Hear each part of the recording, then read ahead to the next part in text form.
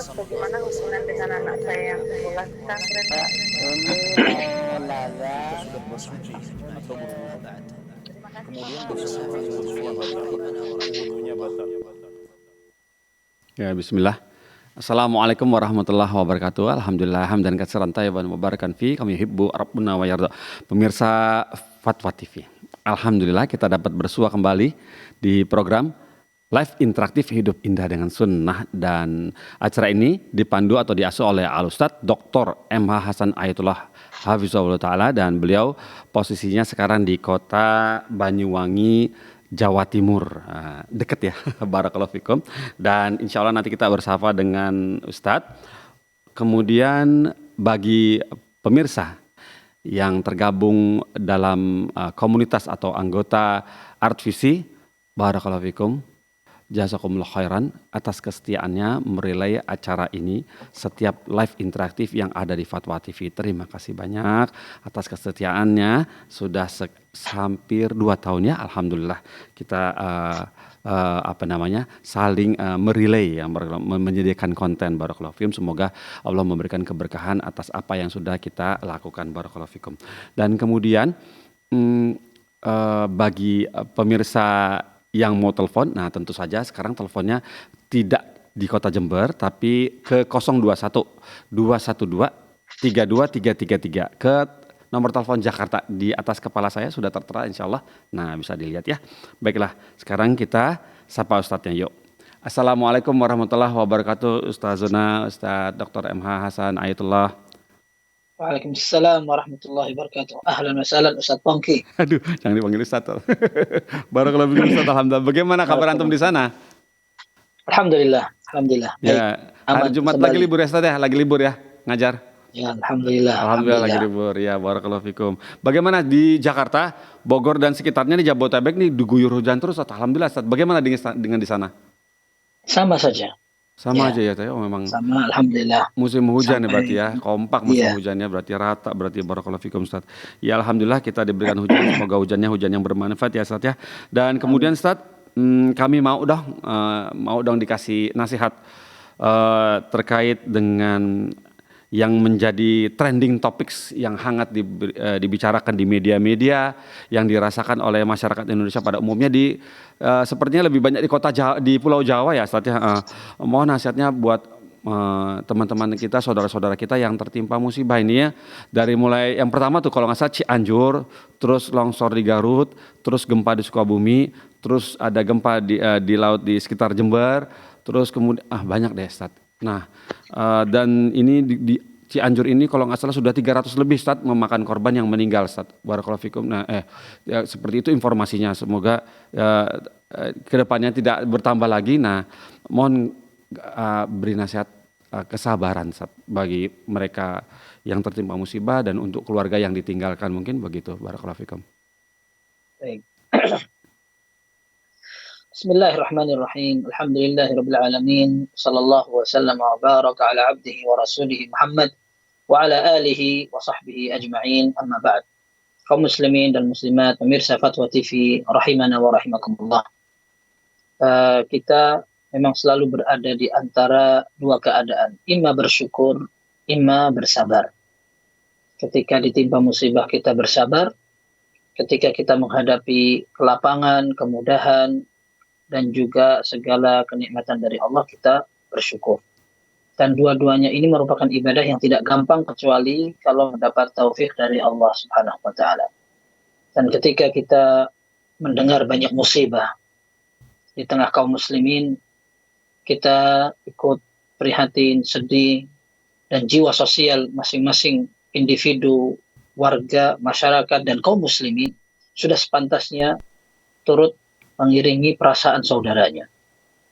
Maka kita berharap semoga Allah Azza wa Jal menjadikan musibah ini sebagai penggugur dosa.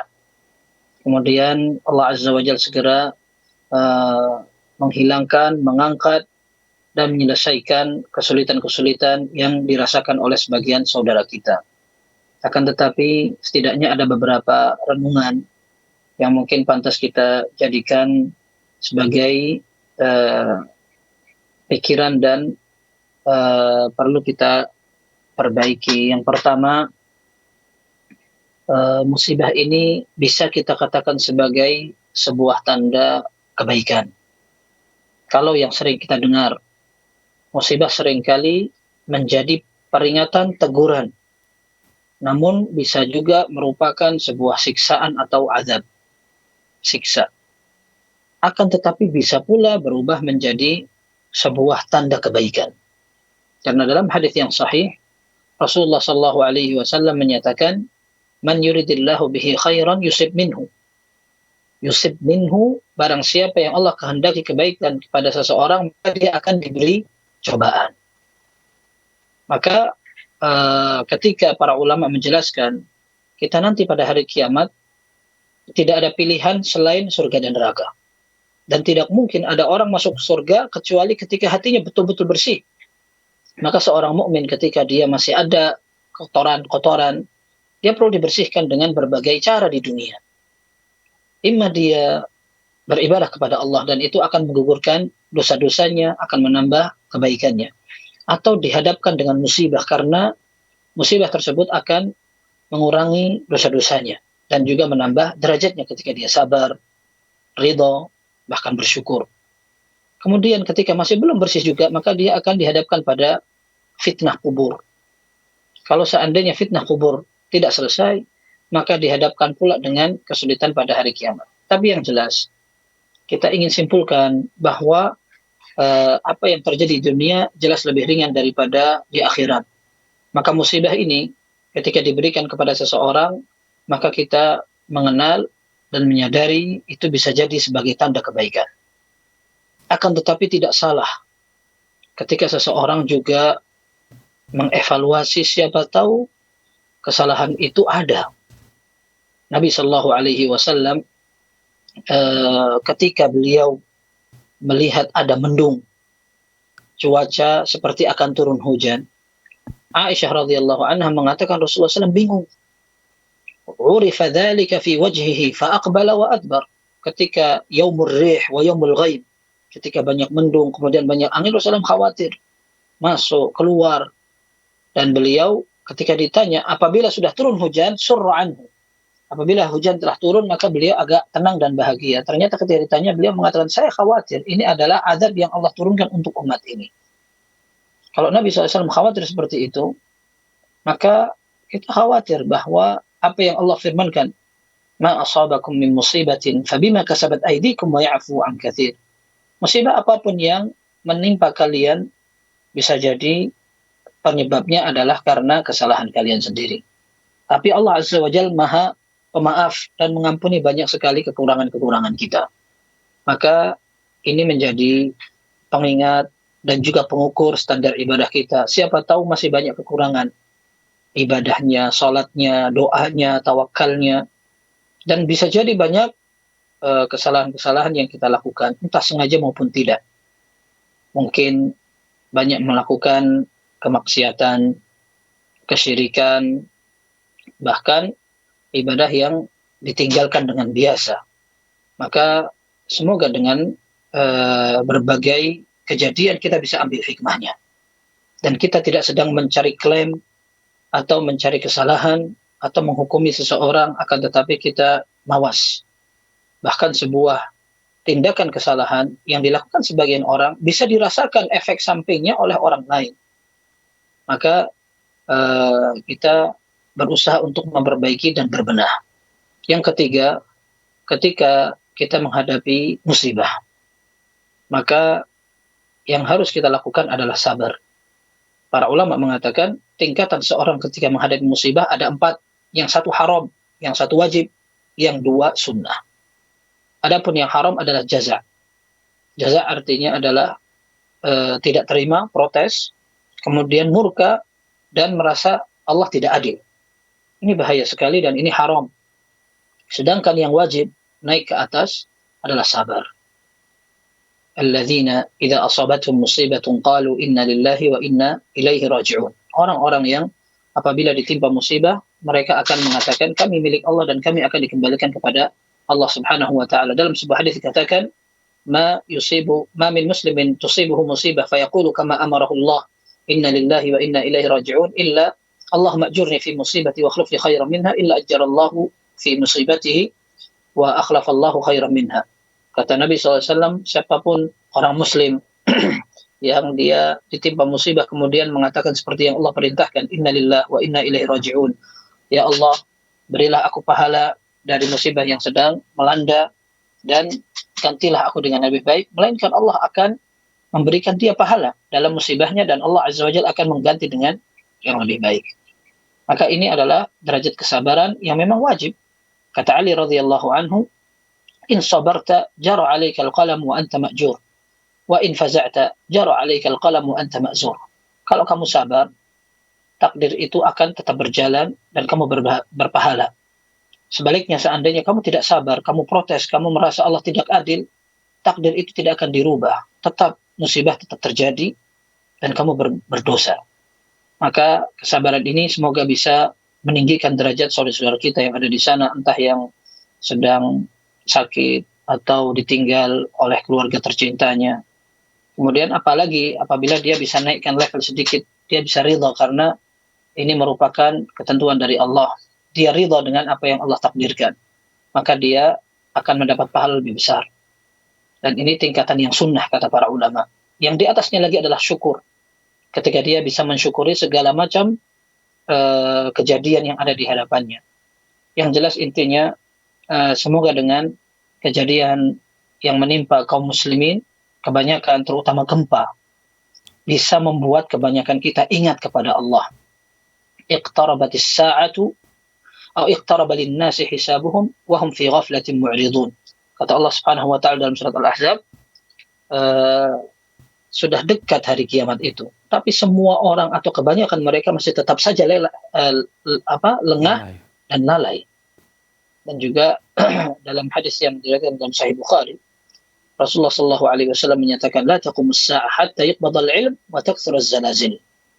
Tidak akan terjadi hari kiamat sampai ilmu ini akan banyak berkurang.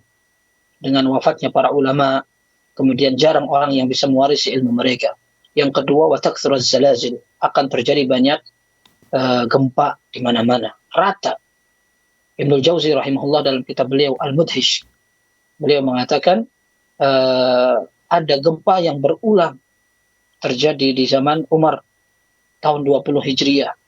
Pernah terjadi pula di zaman setelahnya tahun 224 pernah terjadi di daerah Uzbekistan, di daerah Farghanah. Beliau sebutkan dengan kata Farghanah yang itu di sekitar Uzbekistan. Kemudian pernah juga terjadi di Ahwaz tahun setelahnya. Bahkan yang beliau nukil pernah gempa terjadi di tahun 233 Hijriah di daerah Damaskus. Sampai yang lebih parah waktu itu ada satu kampung terangkat, kemudian orangnya semua tertimbun oleh kampungnya sendiri. Dan tidak ada yang selamat kecuali satu orang saja. Ini semua tidak akan lepas dari hikmah, pasti ada tujuannya. Hanya saja itu semua dikembalikan kepada keimanan, ketakwaan, dan hidayah dari Allah Subhanahu wa ta'ala. Dan kita ingat perkataan orang Arab, as-sa'idu man wu'idha bi ghairihi. Orang berbahagia adalah orang yang mengambil pelajaran dari orang lain. Ketika banyak orang yang meninggal, banyak orang ditimpa musibah, maka kita ingin juga berbenah. Kemudian jangan sampai Allah murka kepada kita. Kemudian ini juga kesempatan bagi seluruh kaum muslimin untuk bertegang rasa dan saling memperhatikan saudaranya. Wallahu fi aunil abd, ma kana al-abdu fi auni akhi. Allah akan terus menolong seorang ketika dia berusaha untuk menolong saudaranya. Allah Ta'ala a'la wa a'lam.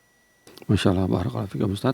Nasihat antum untuk mereka yang tertimpa musibah, semoga kita dapat mengambil pelajaran, dan teman-teman yang masukkan nasihat dari Al-Ustaz Dr. M. Hasan Ayatullah tadi dapat bisa paham dan bisa dipahami dan bisa diamalkan ya.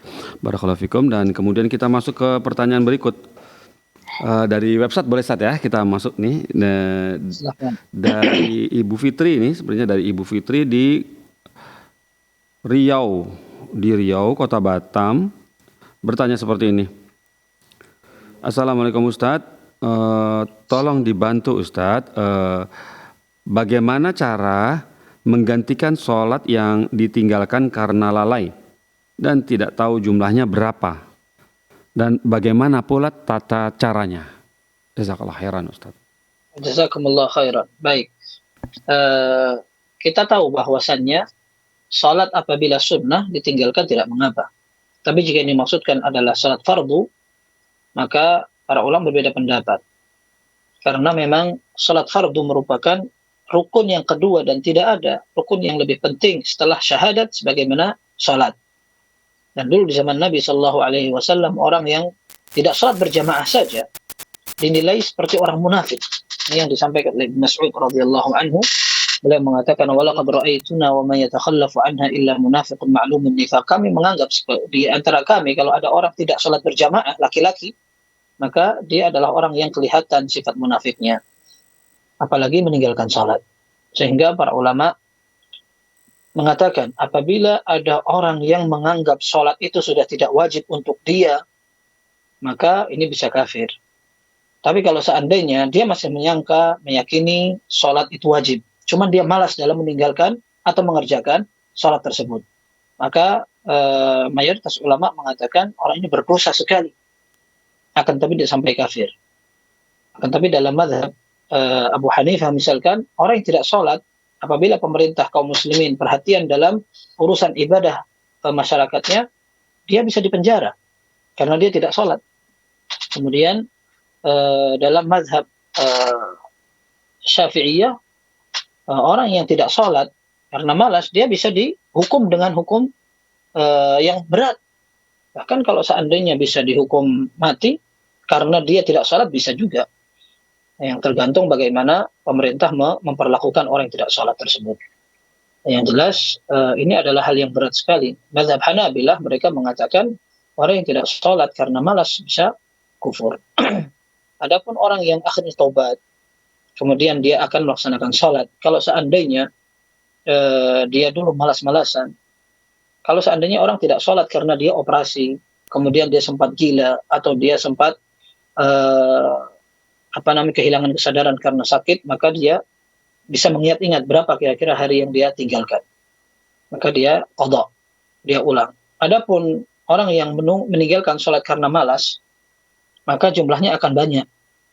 Ketika jumlahnya banyak, sebagian ulama mengatakan dia tidak wajib untuk mengqadha, tapi dia cukup bertobat. Kemudian dia memperbanyak sholat sunnah dan berusaha untuk tidak akan mengulangi kembali kesalahan itu.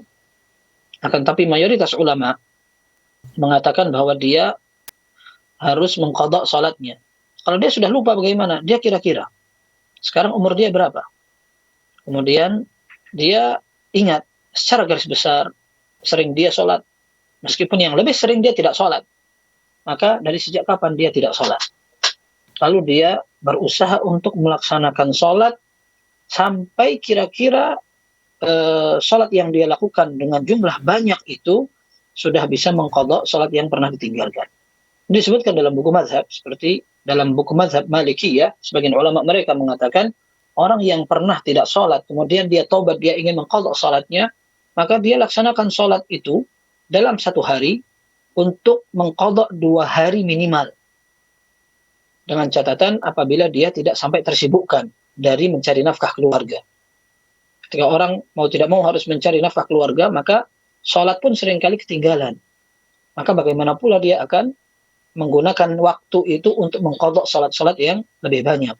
Akan tapi seandainya tidak terganggu aktivitas kerjanya, maka dia usahakan dalam satu hari dia memperbanyak sholat untuk mengqadha sholat yang pernah ketinggalan. Minimal 2 hari dia sholat dalam satu hari, sampai dia meyakini bahwa sholat saya sudah terqadha, alhamdulillah.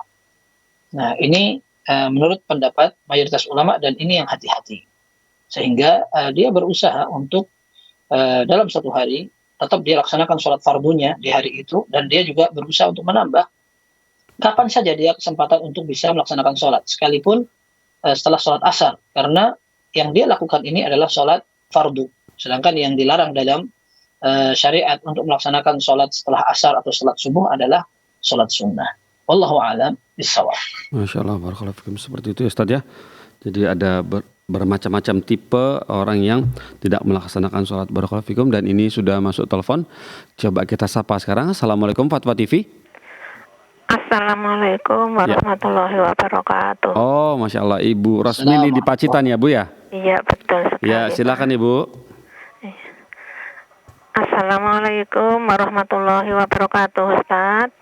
Waalaikumsalam warahmatullahi wabarakatuh.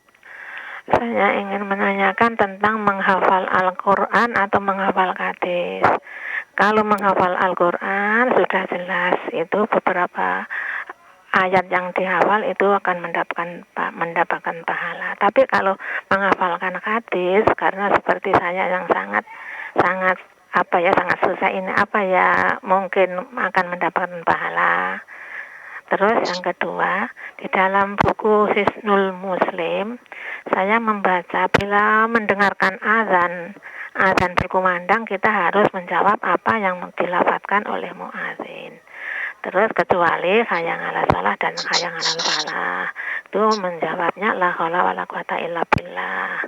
Terus mengucapkan wa ana ashadu alla ilaha illallah wahdahu la syarikalah wa ashadu anna muhammadan abduhu wa rasuluh raditu billahi robba wa bi muhammadin rasulah wa bil islami dina.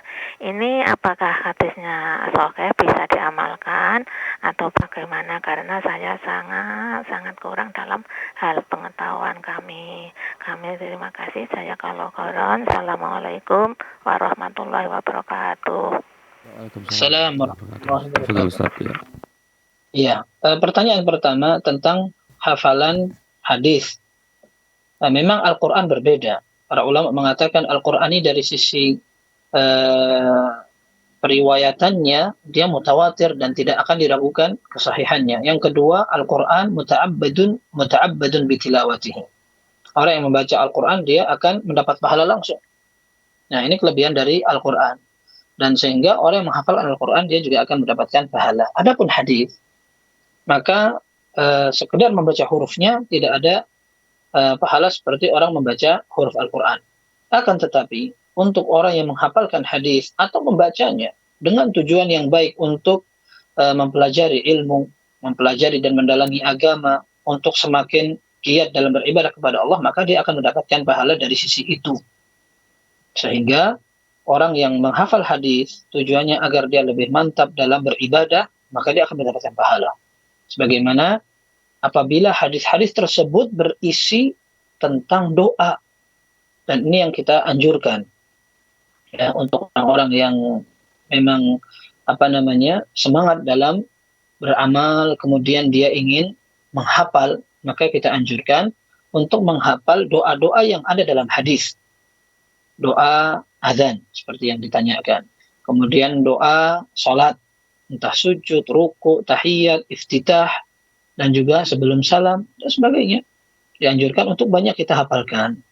Dan ini pernah dinasihatkan oleh salah seorang masyayikh kita di Madinah ketika mereka mengatakan, kalau seandainya kita tidak mampu untuk menghafalkan matan-matan atau pernyataan ulama, entah itu dari Nabi SAW sebagai hadis atau asar, perkataan sahabat, perkataan ulama tabi'in dan setelahnya, atau bahkan buku-buku para ulama, kalau kita tidak bisa untuk menghafalkan itu, maka setidaknya kita tidak ketinggalan dari menghafal Al-Quran.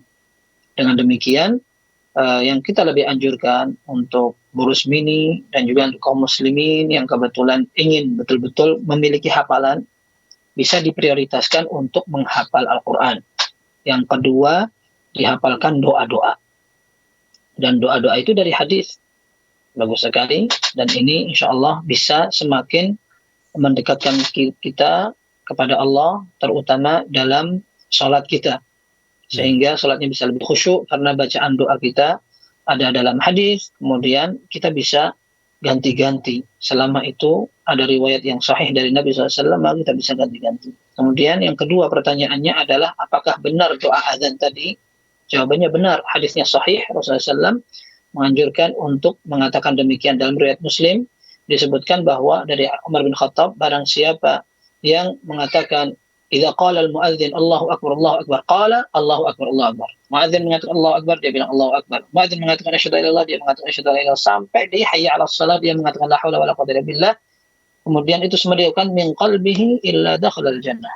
dia ucapkan semuanya ikhlas dari hatinya, dia akan masuk ke dalam surga. Adapun yang raditu billahi rabba bil islami dina wa Muhammadin nabiyya wa rasulah atau nabiyya, maka itu ada dalam riwayat yang lain dan sanadnya sahih, wallahu alam, bisa diamalkan.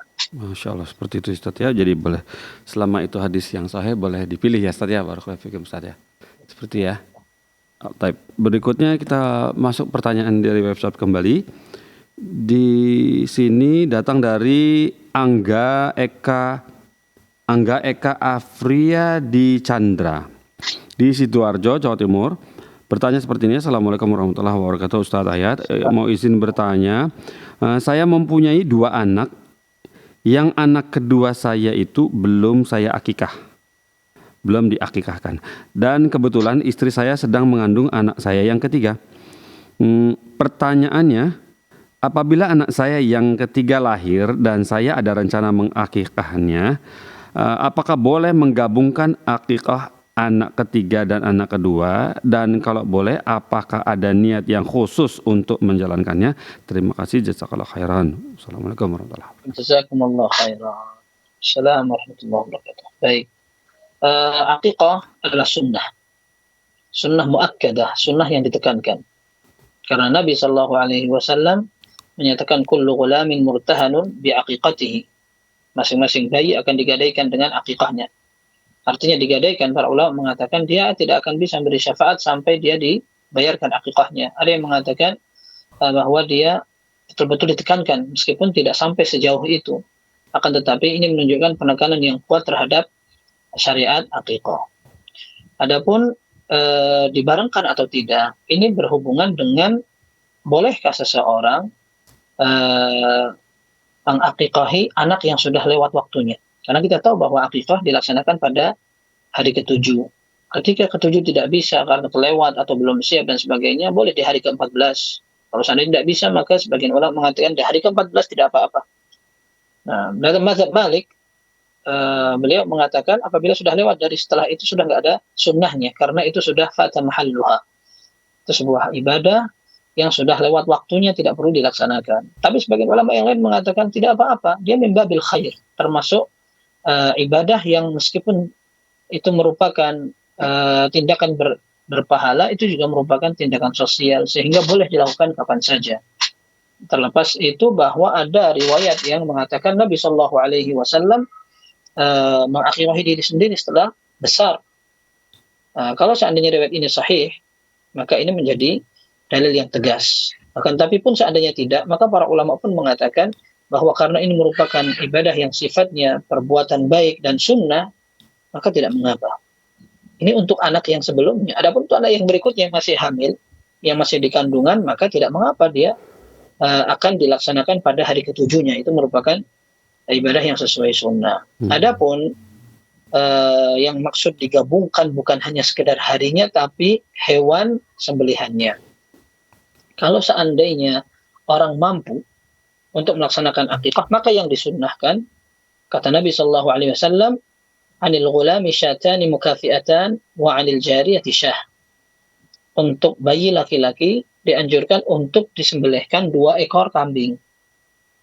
Ya, kalau seandainya bayinya perempuan, maka yang disunnahkan adalah menyembelih 1 ekor.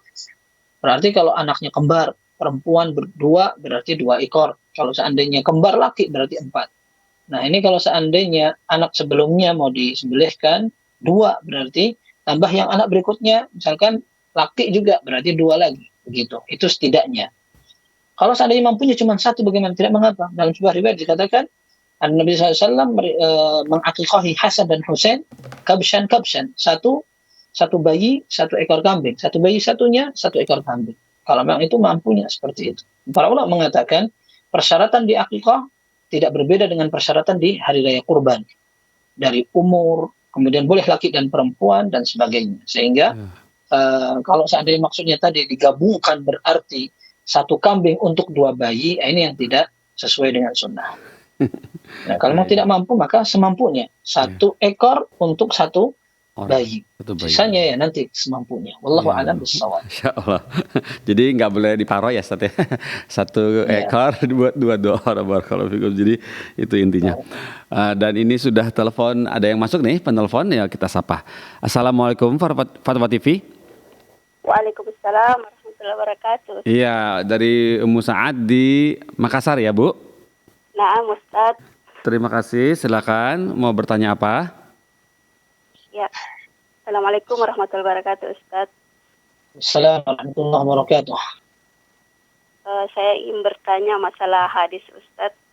Saya pernah mendengar bahwa Rasulullah SAW itu ketika makan dia menggunakan 3 jari Ustaz. Seperti apa penjelasannya hadis tersebut? Dan yang kedua, mengenai hadis, saya pernah mendengar seorang ustadz mengatakan bahwa hadis yang melarang untuk makan berdiri itu ada dhaifnya Ustadz. Maksudnya ada perawinya yang dhaif. Mohon penjelasannya Ustadz. Jazakumullahu khairan. Assalamualaikum warahmatullahi wabarakatuh. Assalamualaikum warahmatullahi wabarakatuh. Pertanyaan pertama tentang makan dengan 3 jari. Ya. Wallahu alam, sepanjang sepengetahuan saya dan dulu pernah kita pelajari dalam Kitabul At'imah, pembahasan tentang hadis-hadis yang merupakan adab makan. Yang pertama itu sunnah. Sehingga kalau seandainya ada orang tidak melaksanakan, maka tidak boleh disalahkan. Karena sebagian penuntut ilmu ketika dia semangat, lalu dia salahkan orang yang tidak melaksanakan sunnah. Bahkan Syekh Ibrahim Amir Ruhaili pernah mengatakan, sebagian tulabul ilm mengkritik saudaranya yang tidak puasa Senin Kemis. Kita harus paham bahwa ibadah itu sunnah. Kalau seandainya seorang bisa mengerjakan alhamdulillah, kalau tidak maka tidak boleh dikritik. Demikian pula ketika ada orang yang makan kemudian kamu kok makannya begitu, ini tidak sesuai dengan sunnah dan sebagainya, maka selama itu tidak berisi tentang larangan, maka tidak perlu seorang disalahkan. Adapun yang berisi dengan larangan, maka perlu memang diingatkan. Seperti orang makan dengan tangan kiri, Rasulullah SAW mengatakan itu sama dengan syaitan, maka itu perlu diingatkan. Adapun melaksanakan sunnah dengan menggunakan 3 jari, lalu ada orang yang tidak melaksanakannya, maka ini tidak mengapa. Kemudian berikutnya adalah makan yang dilaksanakan pada saat itu adalah memungkinkan. Karena kebanyakan makanan di zaman itu wallahu a'lam seperti kurma dan yang semacamnya. Adapun makanan lain yang tidak mungkin untuk dilakukan dengan 3 jari seperti makanan berkuah seperti sarid misalkan. Sarid itu kumpulan atau campuran antara daging dengan gandum.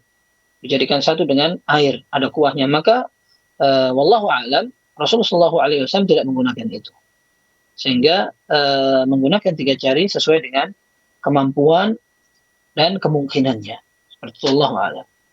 Yang kedua, pertanyaan tentang larangan minum sambil berdiri. Sebenarnya wallahu a'lam, seingat saya bukan karena kelemahan yang ada dalam riwayat itu, akan tetapi apakah hadis ini menjadi haram, berlaku haram untuk orang yang minum sambil berdiri? Karena Nabi SAW mengatakan, la yashrabanna ahadukum qa'iman. Jangan sekali-kali di antara kalian minum sambil berdiri. Para ulama tidak menjelaskan kalau hadis itu dhaif. Akan tapi hadis itu sahih. Hanya ada sebuah riwayat lain yang menunjukkan bahwa Nabi SAW minum zam-zam sambil berdiri. Dan otomatis Nabi SAW minum zam-zam pada saat beliau berhaji wada'. Dan ini menjadi kesempatan terakhir Rasulullah SAW mencontohkan. Maka sebagian ulama mengatakan bahwa larangan itu sudah dihapus, mansukh, dan dihapus dengan Rasulullah SAW yang melaksanakan aktivitas itu sambil berdiri. Nah, ini diantara metode para ulama dalam mengkompromikan 2 hadis tersebut. Yang kedua, sebagian ulama mengatakan tidak mansukh. Karena ketika ada 2 dalil, menggunakan 2 dalil itu lebih afdal daripada meninggalkan salah satunya. Ketika kita mengatakan, enggak, saya pilih yang ini, berarti yang satu tidak dipilih, berarti tidak diamalkan. Selama kita bisa mengamalkan 2 hadis, maka itu lebih diutamakan daripada kita memilih salah satu. Maka para ulama mengatakan, dua-duanya bisa diamalkan dengan memahami kalau minum dengan duduk itu lebih afdal, dan kalau minum sambil berdiri boleh. Masya Allah. Minum sambil berdiri dibolehkan. Akan tapi mana yang afdal? Yang afdal adalah dilakukan sambil duduk. Dan ini perlu diperhatikan. Bukan berarti karena tidak haram, maka para ulama tidak perhatian dengan itu. Kebalikannya, para ulama adalah orang-orang yang perhatian dengan penampilan, dengan cara berperilaku, apalagi ketika mereka ditokohkan dan diperhatikan oleh murid-muridnya. Al-Imam Syafi'i rahimahullah, beliau mengatakan, "Lau kana fi syurbi ma'il barid, ma yaslamu syai'an min muru'ati, ma syaribtu illa harran." Kalau seandainya minum air dingin itu dapat menghilangkan kewibawaanku atau kehormatanku, aku akan minum air panas terus. Nah, ini menunjukkan bahwa Rasulullah Al-Imam Syafi'i rahimahullah, beliau juga perhatian dalam urusan yang mubah sekalipun. Maka beliau pernah mengingatkan, "Man lam yasud nafsahu la yanfa'uhu ilmuhu." Orang yang tidak perhatian dengan perbuatan dirinya, tidak penampilannya maupun kehormatannya, maka dia seolah-olah tidak bisa memanfaatkan ilmunya. Dengan demikian, tadi seperti kita sebutkan, minum sambil duduk itu yang lebih afdal, dan ini kita jadikan sebagai hukum asal. Adapun memang dalam satu kondisi kita harus minum sambil berdiri, maka itu merupakan hal yang dibolehkan. Wallahu a'lam bishawab. Masya Allah, barakallahu fikum Ustaz, seperti itu ya Ustaz ya. Jadi kita masuk sekarang ke pertanyaan berikut Ustaz. Dari website ini dari Bapak Heri Muhdiono di Magelang, Jawa Tengah. Pertanyaan seperti ini. Assalamualaikum warahmatullahi wabarakatuh Ustaz Ayat. Pak Ustadz, izin bertanya, kalau seorang perempuan berjalan keluar agar menutup auratnya, nah lantas kalau untuk laki-laki, apakah juga harus menutup auratnya? Sering sekali kita lihat banyak laki-laki jalan-jalan di luar dengan celana pendek di atas lutut, alasannya ngetren gitu. Mohon nasihatnya, jazakallahu khairan. Wa jazakumullah khairan. Iya. Pertanyaannya berkaitan dengan aurat laki-laki. Dan jawabannya erat pula dengan itu. Batasan aurat laki-laki sampai mana? Para ulama memang sebagian mereka mengatakan bahwa aurat laki-laki hanya pada tempat untuk buang air kecil dan air besar saja. Ini menurut sebagian mazhab. Kalau tidak salah adalah mazhab Hanabilah. Tapi ini bukan yang difatwakan dalam mazhab secara umum. Akan tapi salah satu riwayat dari pendapat Imam Ahmad. Akan tapi dalam mazhab Hanabilah secara tegas, mereka memfatwakan bahwa aurat laki-laki baik dalam sholat maupun di luar sholat adalah antara pusar dan lutut. Dan ini menjadi mazhabnya mayoritas ulama. Mayoritas ulama mengatakan bahwa aurat laki-laki terletak dari antara pusar sampai lutut. Itu di dalam sholat maupun di luar sama. Sehingga ketika kita mengatakan demikian, maka orang pun dituntut untuk menutup auratnya. Dan apa yang sering kita perhatikan, kalau tadi kita sudah sampaikan, kita ingatkan bahwa seorang muslim setidaknya dia bukan hanya berkaitan dengan halal haram saja, akan tetapi apa yang bisa dicapai dengan sebuah kesempurnaan penampilan, tingkah laku, ucapan dan sebagainya, maka itu juga perlu dilaksanakan. Maka apa yang sering kita perhatikan di masyarakat, laki-laki yang menggunakan celana pendek katanya biar ngetren, sebenarnya mereka bukan beralasan karena aurat atau tidak aurat, tapi karena memang mereka tidak perhatian dengan urusan agama. Maka bukan hanya celana pendek yang ngetren, kalaupun mereka punya celana yang panjang pun mereka akan sobek-sobek di lutut. Bahkan gaya kayak begini juga enggak untuk laki-laki, perempuan juga ikut-ikutan. Nah, maka yang seperti ini sebenarnya bukan kebiasaan ahlus salah, bukan merupakan kebiasaan orang-orang yang dikenal baik tingkah laku dan perilakunya, tidak seperti itu. Adapun orang yang perhatian dengan sopan santun, bahkan kebudayaan masyarakat, mereka akan menutup aurat karena mereka malu untuk seperti itu. Tren-tren itu hanya penilaian saja dan tidak merupakan penilaian kebanyakan orang. Ketika sebagian besar orang sudah melihat televisi, kemudian dia mengadopsi dari kebiasaan orang luar sana, dia menganggap seperti itu tren. Sehingga sebagian mereka bangga ketika bisa membuka auratnya. Perempuan bisa berani menggunakan rok sampai di atas lutut, dan dia bangga ini tren yang sudah mulai diterima oleh ibu-ibu kita.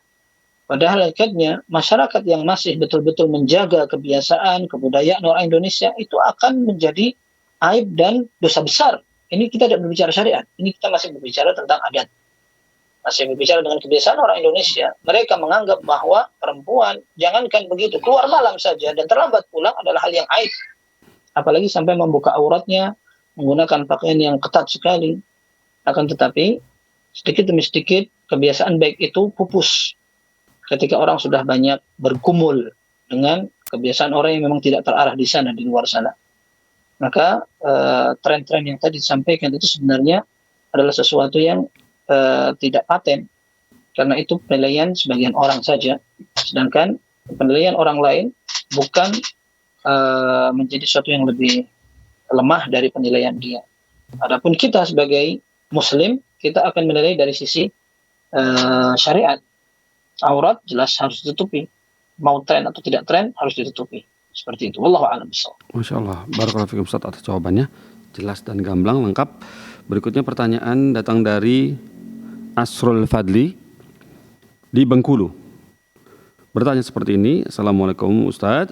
Izin bertanya, bagaimana adab berpakaian saat menonton video ceramah, kajian dan video sejenisnya di YouTube atau di gadget? Barakallahu fikum. Barakallahu fikum. Iya. Sebagian masyayikh saya pernah dengar ketika ada orang ingin mengikuti sebuah kajian, dari awal dia memang ingin mendengarkan kajian, maka dia perlu menyadari bahwa majlis yang akan disampaikan oleh syekh tersebut adalah majlis yang akan dihadiri malaikat. Dia akan membahas Al-Quran, membahas hadis dan perkataan para ulama, bahkan seringkali masyayikh membawa buku. Maka ketika dia menyadari itu, dia perlu beradab dan sopan santun ketika akan menghadiri kajian tersebut. Dia siapkan, kemudian dia menggunakan pakaian yang menutup aurat dan sebagainya. Adapun wallahu a'lam, ketika dia memang hanya ingin menyetel saja, misalkan dia akan tidur, kemudian daripada dia bengong, akhirnya dia setel saja ceramah agar dia tertidur pun dalam keadaan mendengarkan manfaat atau faedah ilmiah misalkan, maka wallahu a'lam tidak terlalu mengikat. Allah a'lam bishawab. Barakallahu fikum, seperti itu ya jawabannya. Dan kemudian pertanyaan berikutnya datang dari Abu Syuraih di Indramayu, Jawa Barat. Bertanya seperti ini. Assalamualaikum Ustaz, apakah larangan sholat di masjid yang ada kuburannya berlaku untuk sholat jenazah juga? Lalu bagaimana dengan hadis Nabi sholat jenazah di kuburan? Barakallahu fikum. Barakallahu fikum. Iya. Hukum asalnya sholat di masjid, sholat di kuburan, sholat di masjid ada kuburan, ini tidak dibolehkan. Ada sebuah nas yang tegas mengatakan, la tusallu ilal qabr wa la tajlisu alaih. Rasulullah mengatakan, jangan kalian sholat menghadap kuburan, dan jangan kalian menduduki kuburan itu. Dalam hadis yang diriwayatkan oleh Bukhari dan Muslim, Rasulullah sallallahu alaihi wasallam menyatakan, ala wa inna man kana qablakum kanu yattakhiduna qubur anbiya'ihim masajid. Ala fala tattakhidul qubur masajid fa inni anhaakum an dzalik. Kata Nabi SAW ketika diceritakan oleh Ummu Salamah, oh dulu kita ke Habasyah, kita melihat ada orang-orang memiliki masjid yang indah sekali, ada kuburannya. Maka Nabi SAW mengatakan, sungguhnya orang-orang sebelum kita, orang-orang kaum muslimin, sebelum kaum muslimin, mereka menjadikan kuburan kuburan para nabi menjadi masjid. Maka jangan kalian ikuti. Aku larang kalian dari menjadikan kuburan para nabi menjadi masjid. Jangan kalian jadikan kuburanku nanti sebagai masjid. Sehingga ini dilarang. Nah, adapun sholat di kuburan untuk salat jenazah ini dikecualikan. Karena Nabi Shallallahu Alaihi Wasallam pernah beliau minta agar ketika ada seorang yang biasa bersih-bersih masjid, ini sudah wallahu alam mungkin tidak terlihat atau sakit atau gimana, akhirnya Nabi SAW mengatakan, kalau dia meninggal, tolong aku dikabari. Tapi ternyata Nabi SAW tidak dikabari. Akhirnya Rasulullah SAW datang ke kuburannya, shalla ala janazatin ba'dama dufin fakabbar alaihi arba'an. Rasulullah SAW salat di depan jenazah setelah dikuburkan, dan beliau bertakbir 4 kali seperti biasa dalam melaksanakan salat jenazah. Nah, ini kata para ulama dibolehkan, dikecualikan dari larangan yang tadi disebutkan, tapi dengan catatan bahwa salat yang ada di kuburan itu hanya salat jenazah yang ketinggalan. Sehingga para ulama pun mengatakan berapa jarak yang dibolehkan ketika seorang ingin melaksanakan sholat jenazah di kuburan.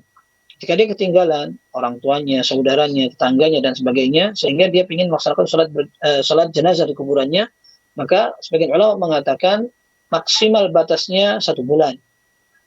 Karena kejadian itu tidak lewat dari 1 bulan. Ada yang mengatakan 3 bulan. Ada yang mengatakan tidak ada batasannya. Yang penting dia terlambat dalam mendengarkan berita kematian seorang itu, maka dia datangi kuburannya, maka dia sholatkan di kuburannya. Dan tentu ini bukan sholat gaib, tapi ini sholat jenazah. Hanya jenazahnya sudah dimakamkan. Berbeda dengan sholat gaib. Wallahu a'lam bissawab. Dan ini kesimpulannya ini dikecualikan dari larangan yang pertama kita sebutkan. Wallahu a'lam bissawab. Barakallahu fikum ya. Dikecualikan ya Ustaz ya. Tapi apakah ini kalau ada pendapat yang mengatakan karena sholat jenazah itu tidak pakai sujud, jadi tidak masalah kalau sholat di depan kuburan gitu atau? Wallahu a'lam itu penyebab atau faktor hikmah kenapa dibedakan hukumnya. Tapi asal hukumnya atau inti permasalahannya adalah boleh atau tidak. Oh iya betul Ustaz. Nah, kita katakan hukum asalnya tidak boleh, akan tetapi dikecualikan karena memang kondisinya seperti itu. Amin. Maka sholat di kuburan juga kalau seandainya untuk orang yang sakit, kemudian dia tidak bisa sujud, tapi dia sholat di atas kursi, mau sholat zuhur di kuburan tetap tidak boleh. Oh iya betul. Dia tidak pakai sujud di tanah. Masya Allah, barakallahu fikum. Kemudian pertanyaan berikutnya datang dari hamba Allah di Sragen, Jawa Tengah. Assalamualaikum Ustaz Ayat, izin bertanya, mau bertanya ini ada saudara saya kalau bertemu sama saudara yang lain pasti bertengkar. Dia ngomong tapi kadang omongannya nyakitin. Lantas dia merasa omongannya biasa, kadang masalah sama orang tua juga marah keras. Mohon nasihatnya Ustaz untuk orang ini. Allahumma musta'an. Ya, jadi ada memang sebagian orang watak dan tipenya seperti itu. Dia kalau ngomong tidak bisa ngomong yang santun, yang baik, bahkan seringkali membuat hati orang terluka. Seandainya dia diam, lebih baik. Nah, jadi memang harus disadari bahwa sebagian orang memiliki mental yang harus diperbaiki. Dan ini merupakan kesempurnaan seorang muslim. Nabi Shallallahu Alaihi Wasallam menyatakan al-muslimu man salim al-muslimuna min lisanihi wa yadihi. Orang muslim itu adalah orang yang bisa menjaga agar orang lain selamat dari bahaya lidah dan perbuatan dia. Sudah semestinya watak dan perangai seorang muslim itu seperti itu. Kemudian dalam hadis yang lain dikatakan laisal mu'minu bit-ta'ani walal la'an walal fahisha walal badi. Ya, seorang mukmin itu tidak pantas dia banyak mengumpat, melaknat, kemudian menuduh, terus dengan kata-kata keji, kotor, apalagi dia suka mengumpat. Kata-kata yang keluar dari mulutnya kotor. Itu tidak menjadi sebuah sifat orang beriman dan berislam. Maka harus diperbaiki. Dan sebagian orang yang memang karakter dan tipikalnya seperti itu, sebenarnya dia orang tersiksa sendiri. Sebelum orang lain tersiksa, dia sendiri tersiksa dengan dirinya sendiri. Maka kalau tidak salah ada perkataan Ibnu Jauzi rahimahullah, beliau mengatakan as-sayyi'ul khuluq ashqan nasi bihi nafsuhu. Orang yang akhlaknya jelek, yang paling parah merasakan beratnya keburukan akhlaknya dia sendiri. Wa innahu rubbama yadkhulu fi baitin wa hum fi surur. Falamma sami'u sautahu farru minhu faraqan anhu. Mungkin dia masuk rumahnya, semua anggota keluarga sedang bersenda gurau dalam keadaan bahagia. Mereka dengar dia masuk rumah saja, mereka buyar. Nah, sehingga kedatangan dia ini bukan sebagai sesuatu yang ditunggu, tapi bahkan menakutkan dan tidak diharapkan. Karena anggota keluarga sekalipun tidak pengen duduk sama dia. Nah, ini berarti perlu diperbaiki. Kemudian bagaimana sikap kita? Ya, sikap kita harus mencari cara agar peringatan, nasihat itu sampai. Kalau orang biasa saja, kita ingin kasih masukan, harus mencari cara yang paling bijak. Bagaimana dengan orang yang memang perangainya seperti itu? Maka dicarilah waktu, kata-kata, keadaan, atau kalau perlu meminjam orang. minta tolong orang lain yang kira-kira dihormati untuk memberikan masukan kepada dia, atau mungkin dengan menyetel ceramah tentang itu, atau ada bacaan tentang itu, dan sebagainya.